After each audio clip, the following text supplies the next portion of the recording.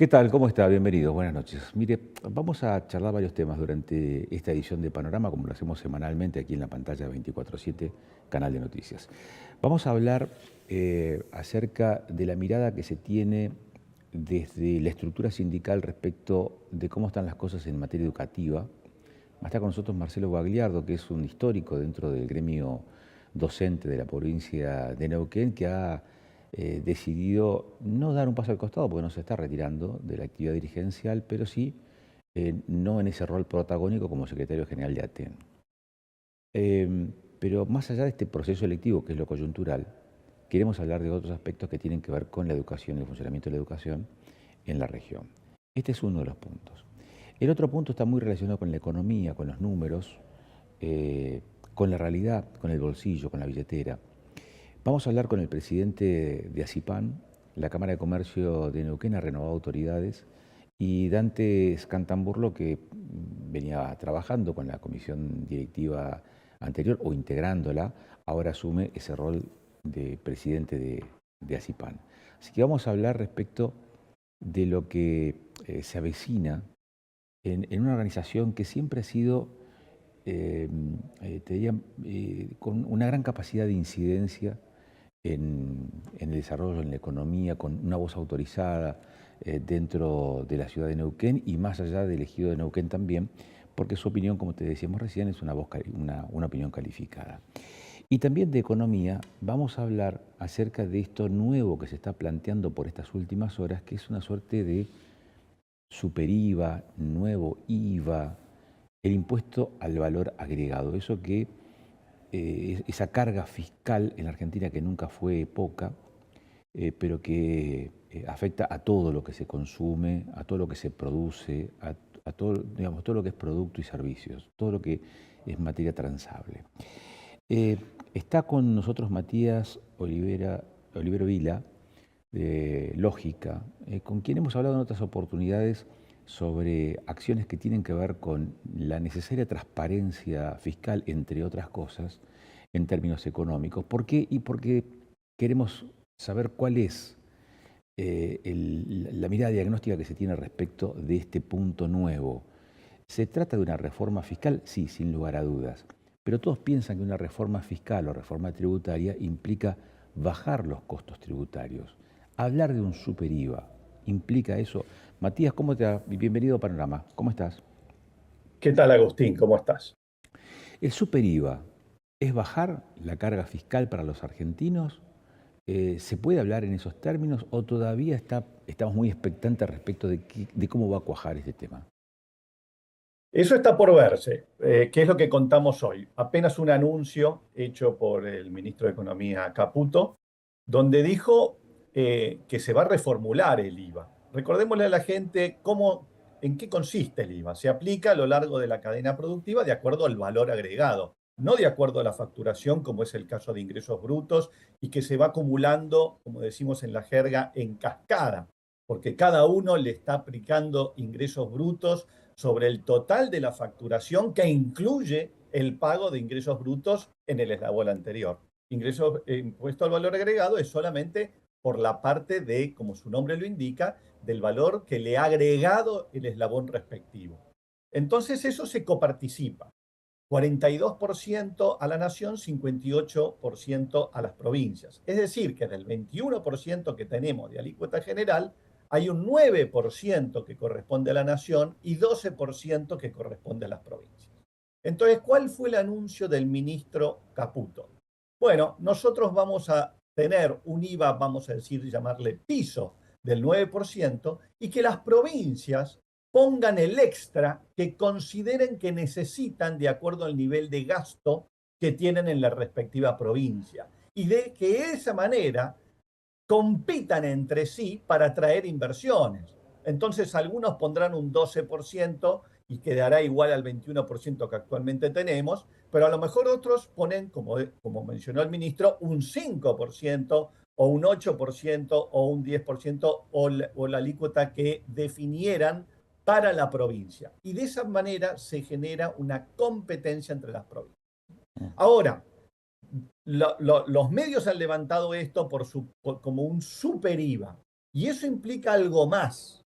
Hasta allí, el ministro habló solamente de una redistribución, si se quiere, una redefinición de lo que es el IVA, con esta alícuota diferencial según la provincia decida aplicar en su respectiva jurisdicción.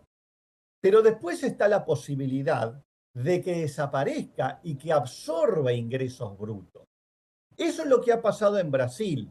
Esto no es nuevo, Brasil lo hizo el año pasado, consolidó todos los impuestos al consumo, nacionales, provinciales y municipales, que daba alrededor del 34%, y lo consolidaron en un super IVA del 27 o 28% según los sectores. Es decir, que ahí implicó una baja de 7 puntos de lo que es el impuesto a los consumidores. Que se llame como se llame, lo terminamos afrontando nosotros como consumidores. Entonces allí, Agustín, la cuestión es, por un lado está esta redefinición de cuánto va a ser el IVA de acuerdo a este 9 más el X que cada provincia le ponga. Y la segunda cuestión es si esto va a absorber o no y si las provincias van a estar dispuestas o no a conceder ingresos brutos y que su alícuota también comprenda el impuesto a los ingresos brutos que hoy tienen. Ahora, esto es una cuestión que no es menor, porque el ingresos brutos en el último eslabón, según las provincias y según los sectores, anda allí rondando entre el 1,5 y 5%.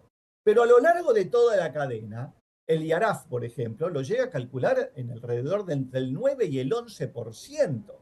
Con lo cual, si tenemos un super IVA, estamos hablando que si no bajamos los impuestos, estamos alrededor de ese, en el barrio de Brasil. En vez de 34%, el IARAF lo calcula en un 32% total. Entonces, Agustín, tenemos allí una definición, vamos a decir, de título, pero falta el nivel de detalle de qué significa este nuevo IVA, si va a absorber ingresos brutos o no. ¿Se entiende, Agustín? Se entiende también que esto va a obligar a hacer a consensuar con las administraciones provinciales por dos aspectos. Por un lado, esa carga que, como bien decías recién, va a disponer cada distrito, cada jurisdicción, pero al mismo tiempo atar esa negociación a la eliminación de ingresos brutos. Exactamente. Eso no fue anunciado en este corta referencia que se hizo en esta entrevista por streaming del ministro. No se habló de ingresos brutos, pero de ingresos brutos sí se viene hablando en distintos medios y trascendidos, y además tenemos el antecedente de Brasil. Y sería lo lógico. Digamos, esto de tener 155 tributos en la Argentina no es normal. Tenemos que tender a una simplificación y además ingresos brutos es el peor de todos los impuestos. No hay, según un informe realizado por una entidad empresaria, un informe que se llama Carga Fiscal Formal, de los tributaristas de la UIA, no hay un impuesto que sea comparable en el mundo a ingresos brutos. Esto de aplicar un impuesto a lo largo de toda la cadena productiva, independientemente de las ganancias y del valor agregado, esto no existe. Y esto, además, en forma oculta para los consumidores. Nosotros no tenemos ni la menor idea de cuánto estamos asumiendo, digo así el general de la gente, no tiene ni la menor idea de cuánto de ingresos brutos se está afrontando. Con lo cual creemos que sería muy sano que este super IVA no solamente abarque la parte provincial del IVA con esa alícuota adicional que le agregarán al 9% de la nación, sino que también concentre, absorba y reduzca el impacto también de ingresos brutos. Ahora, si esto se materializa, Matías, ¿cuál es tu visión respecto de esto que mencionabas recién como uno podría presumir un circuito virtuoso, ¿no?, de competencia entre los distritos, entre las provincias, agregando una carga de acuerdo a las necesidades de cada jurisdicción que puede variar en más o en menos según los requerimientos de cada una de esas jurisdicciones. ¿En qué medida esto se transforma, digamos, en un circuito virtuoso y no en un circuito vicioso, ¿no?, en habilitar esta posibilidad de aplicar digamos, una mayor o una menor carga tributaria? De dos maneras, Agustín. Una manera es, vamos a decir, la manera genuina. La manera genuina es, bueno, si yo tengo un proyecto que me es indistinto ir a la provincia A o la provincia B, bueno, me voy a la provincia que menor carga fiscal tenga, porque allí me van a dar mejor los números y el producto que yo venda a los consumidores le va a llegar, vamos a decir, a un precio que es inferior al de la otra provincia. Así que esa competencia genera mayor actividad y al generar mayor actividad aumenta la recaudación. Es decir, quizás la alícuota es menor, pero aumenta la recaudación porque tenemos mayor actividad, mayores empresas trabajando y basándose en esa provincia. Esa es la primera forma. La segunda es por la disminución de la informalidad. Si yo en una provincia tengo un super IVA del 32%, como decíamos antes, si no bajáramos ningún impuesto, pero en la otra tengo un super IVA del 24%, para decir algo, naturalmente que la informalidad disminuye. La informalidad en la Argentina se calcula en alrededor del 45-46%. Agustín, estamos diciendo que casi vendemos en la Argentina un producto con factura por cada producto sin factura. Eso es insostenible. Entonces, si bajaran los impuestos, lo natural es que disminuye la informalidad. Al disminuir la informalidad, agrandamos la torta y crece la recaudación. Eso es lo que pasó, por ejemplo, en países como Paraguay e Irlanda. Paraguay bajó el IVA al 10%, ganancias al 10%, desde un barrio parecido a los impuestos que teníamos nosotros, allá por el 20% en el caso del IVA y del 30% en el caso de impuestos a las ganancias. Y allí la informalidad disminuyó porque la gente no se quiere arriesgar por un 10% de IVA, un 10% de ganancias. Entonces, lo mismo pasó en Irlanda. Cuando en Irlanda bajó el impuesto a las sociedades, a las ganancias, del más del 30% al 12,5%, bueno, se generó el doble efecto. Muchas más empresas fueron a parar a Irlanda y obviamente que la informalidad disminuyó. Recaudaron por el impuesto a las ganancias sobre las sociedades en Irlanda al 12,5%, 3,5 veces más que la que recaudaban con la alícuota más del 30%. Así que ese doble efecto, Agustín, es lo esperado. Muchísimas gracias, Matías, por estos minutos y por tus consideraciones. Muy amable, como siempre. Muchas gracias, Agustín. Para los que nos quieran seguir en las redes, estamos como País con Lógica, donde hablamos de todas las distintas iniciativas, como el régimen de transparencia fiscal al consumidor que hemos conversado semanas atrás con ustedes. Matías Olivero Vila, País con Lógica, o Lógica, como se denomina a esta asociación, a esta organización, que lo que busca es precisamente esto, la transparencia. Con él hablamos respecto del super IVA o del IVA o del próximo IVA que se viene para los argentinos. Y si lo anunciamos al principio, vamos a hablar de educación. Hay varios aspectos sobre los cuales queremos charlar. Por un lado está lo más coyuntural, que es la renovación interna de ATEM, pero también la cuestión educativa en sí, que es un fenómeno, un ámbito lo suficientemente amplio como para poder abordarlo desde distintos puntos de vista. Está Marcelo Guagliardo con nosotros. Marcelo, gracias por aceptar el convite. No, gracias por la invitación. El hecho de no participar en estas elecciones como candidato a la Secretaría General, ¿es el retiro o es el avance hacia otras estructuras nacionales? No, en realidad no lo quiero plantear en términos de avance, pero sí asumir con otros tiempos y otras posibilidades una responsabilidad que tengo en la CETERA, que es la Confederación de los Trabajadores y Trabajadoras de la República Argentina, y que, bueno, a partir de no tener la demanda que es estar en la Secretaría General de ATEN, obviamente voy a poderlo desarrollar de otro modo, ¿no?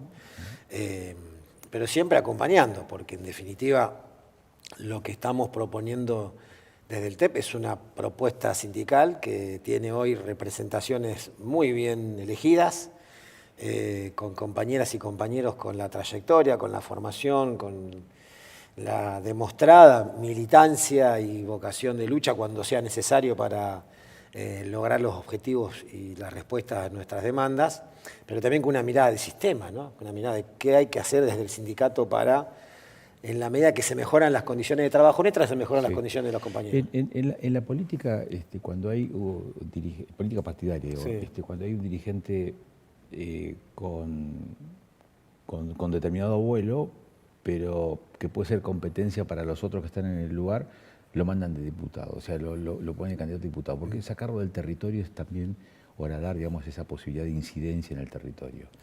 ¿Acá cómo se manifiesta esa capacidad de incidencia? ¿Al revés o en esa misma línea? No, acá me parece que es complementario. La verdad que la posibilidad que tenemos como espacio sindical y como sindicato en sí mismo de poder tener una presencia más fuerte a nivel nacional es importante para nosotros. Atena tiene una historia de protagonismo a nivel nacional. No nos olvidemos que Marta Maffei fue secretaria general de la CTA. Sí. Entonces, en un momento muy complejo también de la Argentina, en términos de la disputa que había por un Estado que se había corrido absolutamente, estoy hablando de los 90, ¿no? Sí. De sus responsabilidades, protagonista de lo que fue esa iniciativa de la Marcha Blanca, que de alguna manera empezó a ponerle fin a esa etapa tan dura de la Argentina, que significó tremendas pérdidas para la educación.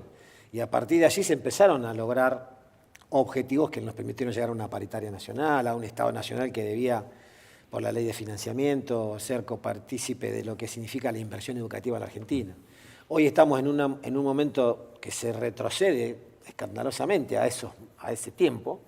El Estado Nacional se ha corrido y es muy importante fortalecer la estructura nacional para poder garantizar, bueno, que las provincias no queden a su suerte, ¿no? Nosotros sabemos que hoy es muy importante el aporte que puede hacer la nación. Cuando haces esta lectura diagnóstica, digamos, del panorama nacional, también es cierto que mientras esto se está dando en ese plano más genérico, más general, más abarcativo, en el ámbito de la provincia de Neuquén se da también un cambio de timón en la estructura político y de conducción del Estado. ¿Es tan así o es un cambio más cosmético que de fondo en el ámbito provincial? Yo creo que hay de todo un poco.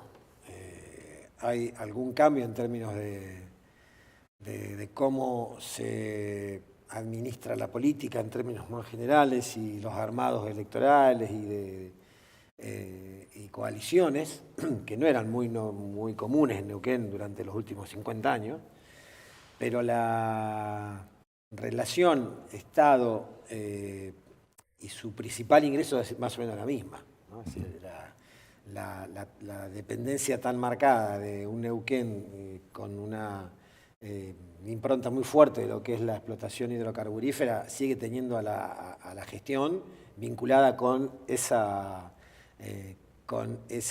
puerta de soluciones que implican la llegada de dólares a partir de esa vía, ¿no? Y a partir de ahí sostener una serie de compromisos que obviamente tiene todo Estado y que en este contexto nacional se hace todavía mucho más determinante, ¿no? Donde hay un Estado nacional que no hace aporte a la educación, a la salud, a cuestiones sociales, como sucedía antes, claramente eso lo pone, digamos, con mayor responsabilidad de cuidar esos ingresos. Así que digo, me parece que hay de todo un poco, ¿no? Hay algunas continuidades y algunas cosas nuevas que tienen que ver con esta etapa que transita la Argentina. Educación, yo sé que la pregunta es muy amplia, pero hablabas recién de los cambios políticos, no utilizas el término pauperización, pero cómo se ha degradado en parte la figura de la escuela.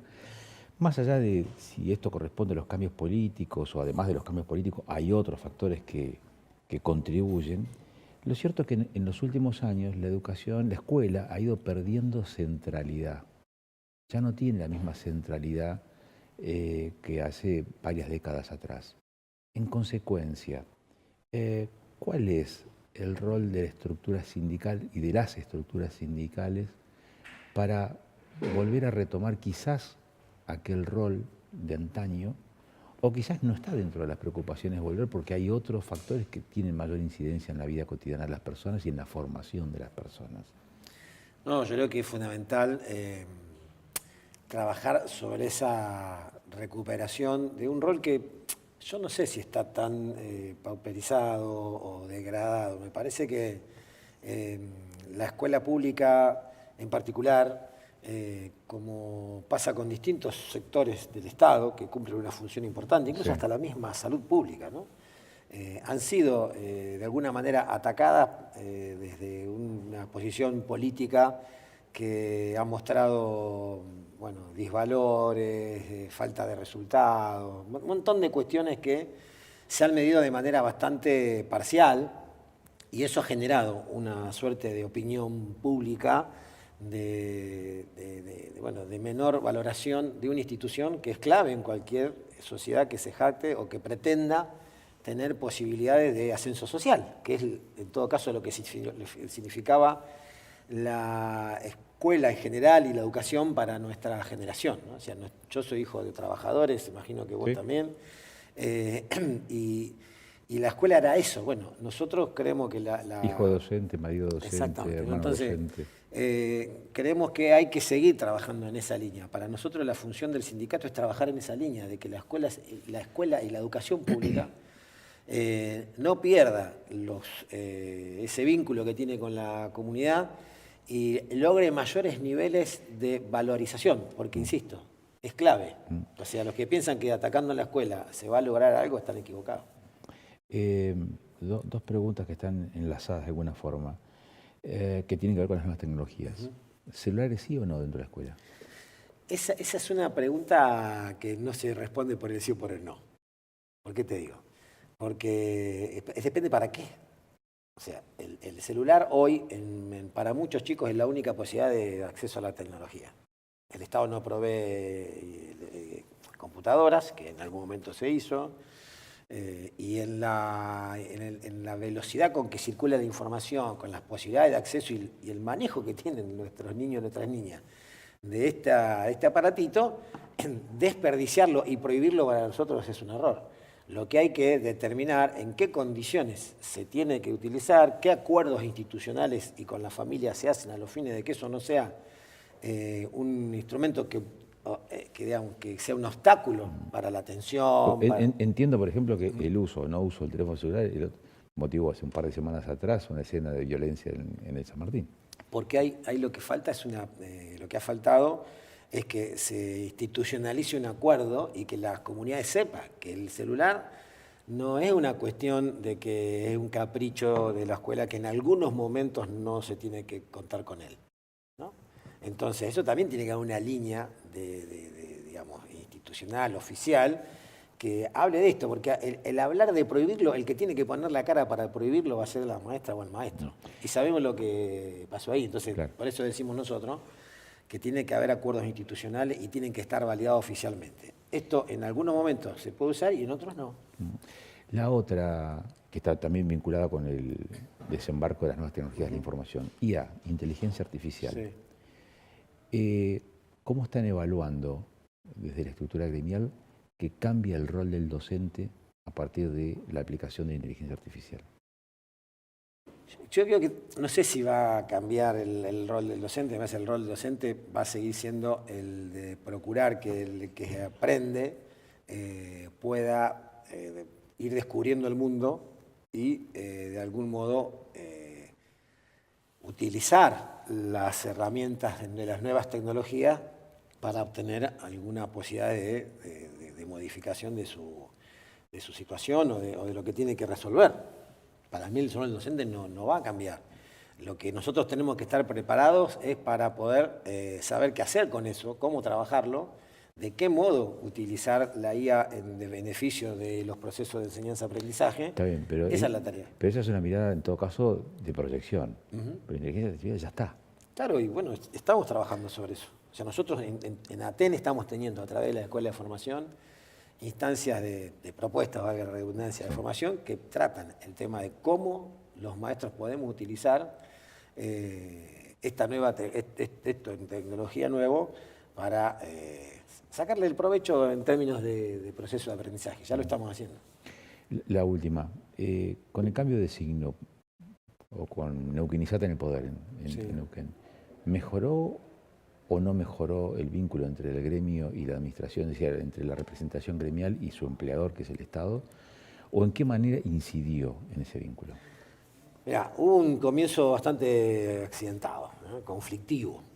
Me parece que había en esta coalición que gobierna sectores que tensionaban en tener una posición más confrontativa con las organizaciones sindicales, incluso con las sociales. A nosotros nos pasó el año pasado, no pudimos iniciar el ciclo lectivo, hubo a principio de año un conflicto impuesto absolutamente de manera innecesaria, y me parece que se entendió que esa era una estrategia equivocada en términos de cómo vincularse con la organización sindical, y hubo una convocatoria a una instancia de negociación del mes de octubre que pudimos avanzar en términos de cómo se daba la perspectiva para este año, y hoy transitamos un tiempo obviamente distinto a partir de haber podido resolver eso con anticipación. Ahora, la discusión es permanente con este gobierno como lo fue con el anterior en términos de la necesidad de dar respuestas a demandas que tiene el sistema, que tenemos nosotros como trabajador y trabajadora, a partir de cómo deben mejorarse las condiciones de aprendizaje. De hecho, hemos logrado en esa mesa la creación de duplas para sean parejas pedagógicas para los primeros grados, para poder acompañar los procesos de alfabetización que tienen las infancias, y que logramos que en el jardín de infantes haya dupla en las salas. Y ahora lo que estamos discutiendo, y ya se firmó el acuerdo, y ahora lo que pasa es un tema administrativo de creación de esos cargos, duplas para los primeros grados, o la necesidad de los equipos de acompañamiento de las trayectorias, que son esas intervenciones ya que colaboran con el docente para acompañar trayectorias que pueden tener alguna dificultad. Entonces, me parece que se abre esa posibilidad, pero bueno, la tensión es medio permanente y es lógica, como la hay entre un sindicato y un empleador, ¿no? Marcelo, gracias por estos minutos. Gracias a ustedes. Pausa y enseguida volvemos.